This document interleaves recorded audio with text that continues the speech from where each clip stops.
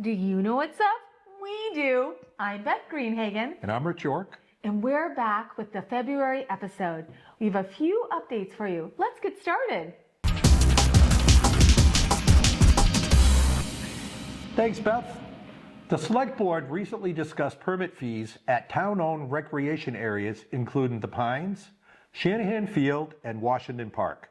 The goal is to cover the maintenance costs at the facilities. The board also wants to be fair to town organizations who use these places. Residents supported recreational improvements at town meeting, and the board acknowledges that these areas must be well maintained. It will be up to the town leaders, such as the Select Board and our town administrator, to plan how to accomplish this. They are looking into permit fees, revolving funds, advertising banners, and perhaps even starting a parks department. Keep watching at board meetings as these items are discussed. Let our leaders know if you support maintaining our great recreational facilities. Did you know citizens gather at Elm Park on the fourth Saturday of every month for 1 hour from 10 to 11 a.m.? The group peacefully holds signs showing their disapproval of federal government's recent actions. The next protest will be held on Saturday, February 28th at 10 a.m. Are you ready for what was up, Groveland? Take it away, Lee. Thanks, Beth. I'm Lee Thomas with What Was Up, Groveland. Have you ever heard the name of Nathaniel Woodman? On June 6, 1630, Nathaniel Woodman was hired by the royal governor of the Massachusetts Bay Company. He was paid £3, about $300 today, to explore and determine the source of the Merrimack River. He and 3 other men were given an 8-week contract. About 3 miles north of what the natives called Pentucket, which means winding river, but is now called Haverhill, they found the first of many waterfalls. They called it Mitchell's Fall, in honor of the Massachusetts governor at the time. Within 20 years, a variety of settlements began to establish themselves along both banks of the river. The 2 major occupations in these communities were agriculture and shipbuilding. The farmland was not very good, but the timber supply was outstanding. Several varieties of oak for the hull, or main body of the ship, and white pine for the masts, and yellow pine for the decking. Pine sap was used for the caulking. Shipbuilding became so popular that many of the communities had to pass ordinances to restrict tree harvesting in certain parts of the town. A major earthquake in March 1643 slowed progress in the industry, but they were soon up and running again. The first sawmill was built in 1652, and the first ship, the Patience and Betty, was launched in 1677. The first ship that would come from what is now Groveland was the Bradford, launched in 1692. In 1733, Henry Springer established the first shipyard on the Merrimack River. By the time of the American Revolution, 10% of the male population was employed in shipbuilding. Shipbuilding became a major business in Massachusetts, leading to complaints from the major builders in England that America was stealing their best workers. The shipyards went all out during the Revolution to build gunships to support the war effort, and a little smuggling. 1790 to 1810 was the boom time of shipbuilding along the Merrimack River. Over 1,000 ships were built. 23 from Bradford, which is now Groveland, with wharfs built and used by the Lapham, Atwood, Pecker, Greenough, Mitchell, and Russell families. The largest ship launched from Groveland was the Russell, measuring 86 feet in length. During this time, the Pentucket Navigation Company was formed to make the river more usable because the strong current made it difficult to keep the channel clear. Being next to the river was helpful as the local forests were thinned out. Ships could have the necessary supplies floated down the river. Oak could be purchased at $5 a ton. Once the craft was completed, builders would wait until high tide for the launching. For the larger ships, it would be quite a festive occasion, with people getting dressed up in their best clothes and bringing picnics to witness the event. Imagine being at a launch. The last large ship to launch from Groveland was the Laura in 1818. Picture this. It was so big that the bow hung out over Main Street and carriages had to drive underneath its shadow. Well into the 1860s, small boats called Merrimack River gondolas were built for hauling on the river, mostly salt hay. They were flat-bottom boats that were 40 feet long by 12 feet wide and propelled by oars that were 22 feet long.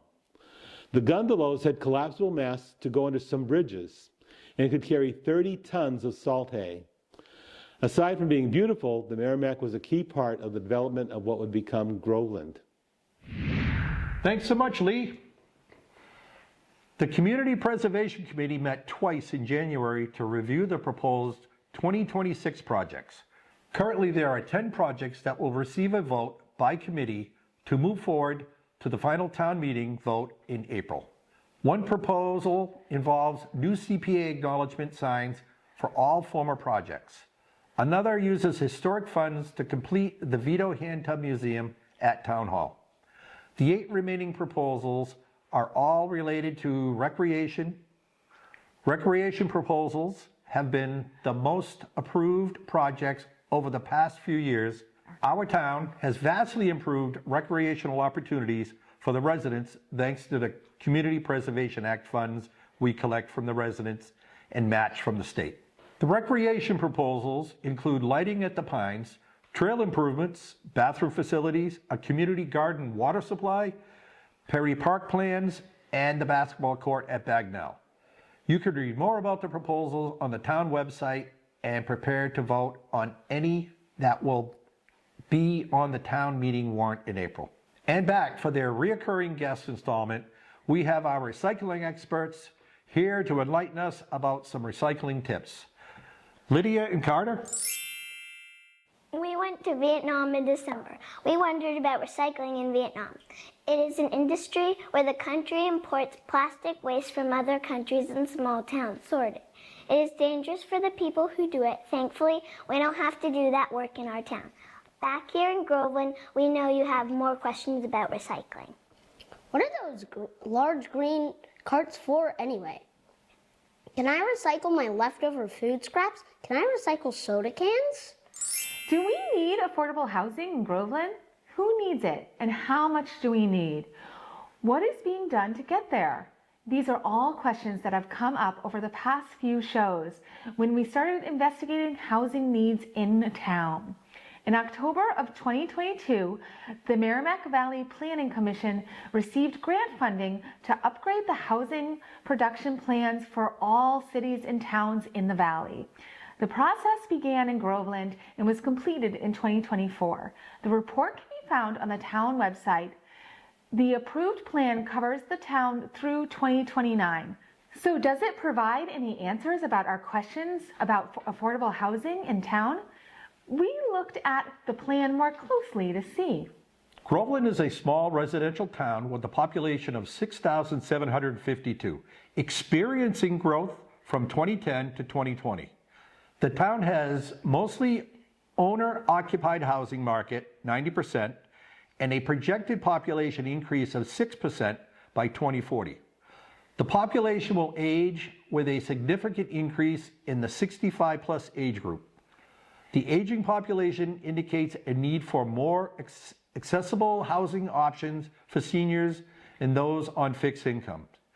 Currently, 80% of Groveland household units are single-family.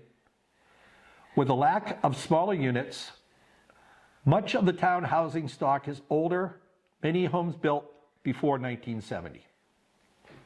With the lack of availability also comes a lack of affordability.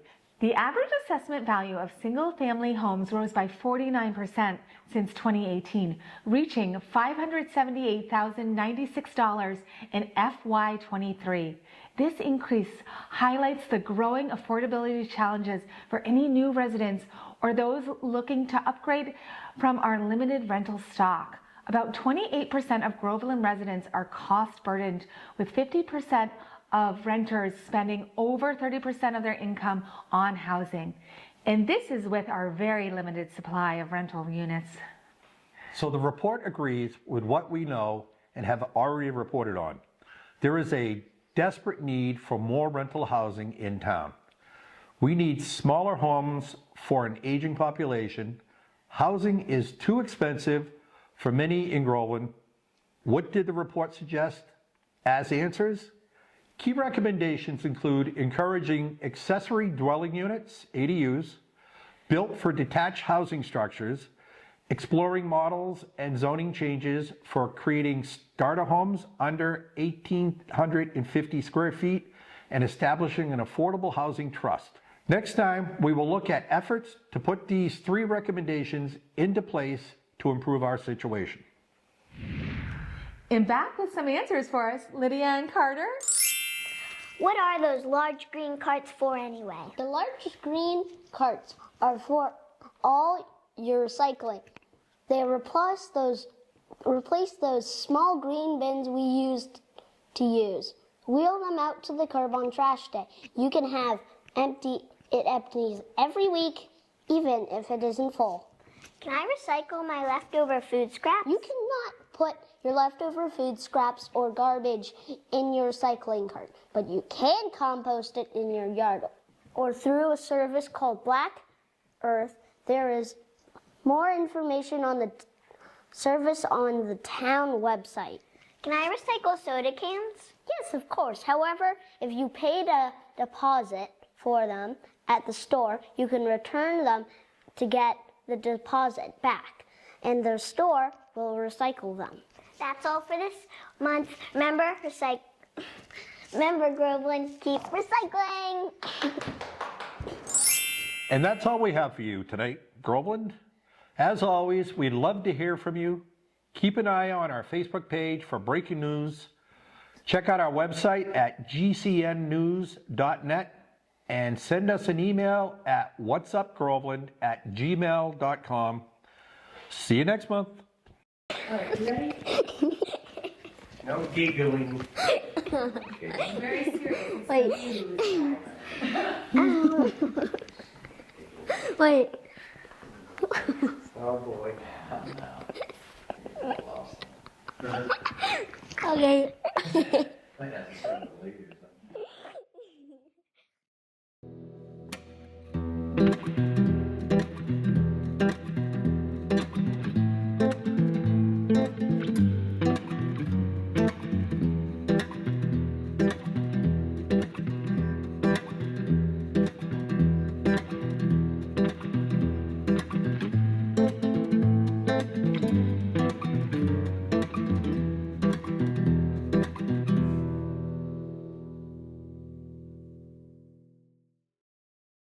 GCN, Groveland's Community News.